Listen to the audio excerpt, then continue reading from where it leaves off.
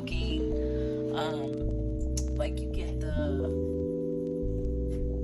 like just that comfort, like that comfort that you get to in a relationship. But I know how to establish that with people outside of a relationship. So it's like I don't really need to get in a relationship to fulfill that gaping hole that everybody else tries to fulfill with relationships. So it's like I see it differently.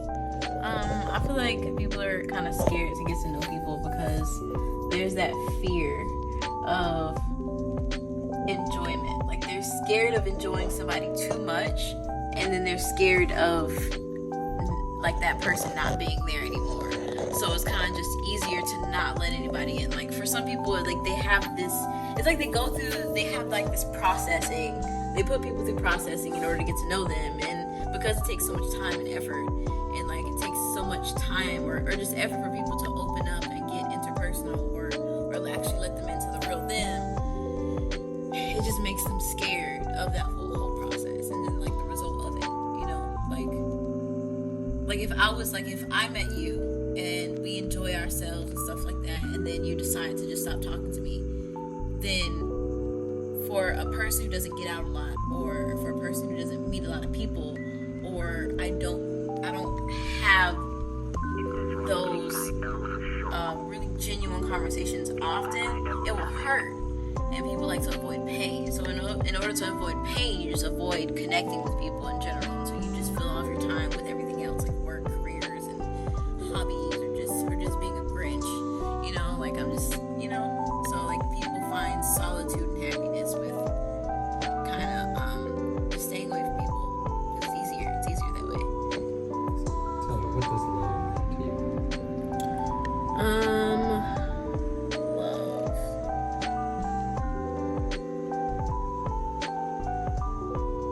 I think it means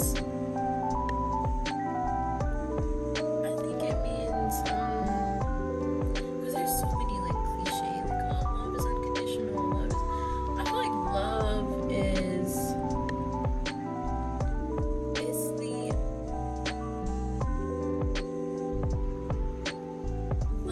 multiple things. Love is effort. Love is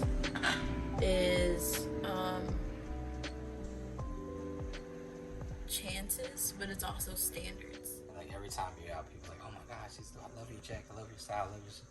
Everybody just love you. Yeah, because I feel like I bring a lot of like just positivity, inspiration, and thought.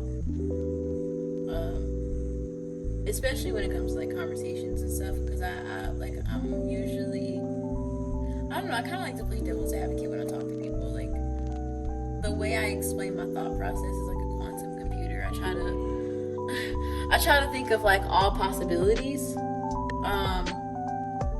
before and probably after coming to conclusions. So for example, how most people, like say if you get cut off in traffic, and you're just like, oh, that person saw me, this, that, and the third.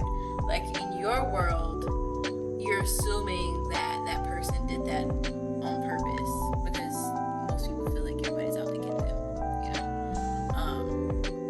and so you're just like, oh, that person saw me, they did it on purpose, they just wanted to be this, that, and the third. But my brain goes, okay, these are different scenarios that can be running. Like maybe they're rushing to work. Maybe they just don't utilize their peripheral vision. They really didn't see me. They could have been on the phone. They could have been angry. Maybe they actually did do it on purpose. Maybe, there's always other possibilities outside of our own understanding that we don't see or understand to get why we got the back end of what we got. If that makes sense. Like there's a there's a cause, there's a reaction to a reaction, or there's a reaction to a reaction, or whatever. But in order for you to understand the full reasoning for that reaction or action, you have to understand the full scenario. But we don't always understand the full scenario, so we're only going off of the information that's presented to us, which creates our perception, our assumptions. So, but for me, I'm just like, okay, what are the possibilities that I don't have access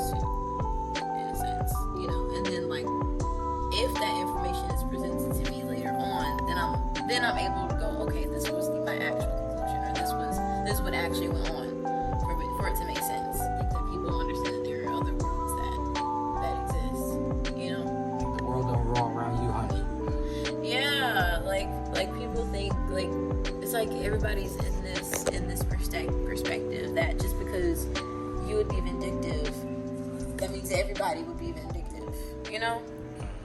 Like people have like this weird, they're just stuck in their perspective and they're not able to take themselves out of it, or even sympathizing, or just simply understanding. Like they would go, oh well, that doesn't make sense to me. Well, yes, like say if you are a very well organized person, throwing your shoes at the door wouldn't make sense to you because that's not how you're trained.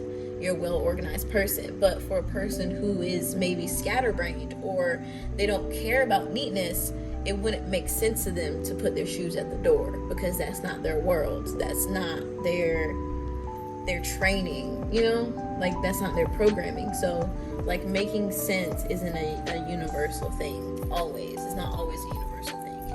It differs. But I feel like a lot of people kind of overlook that concept.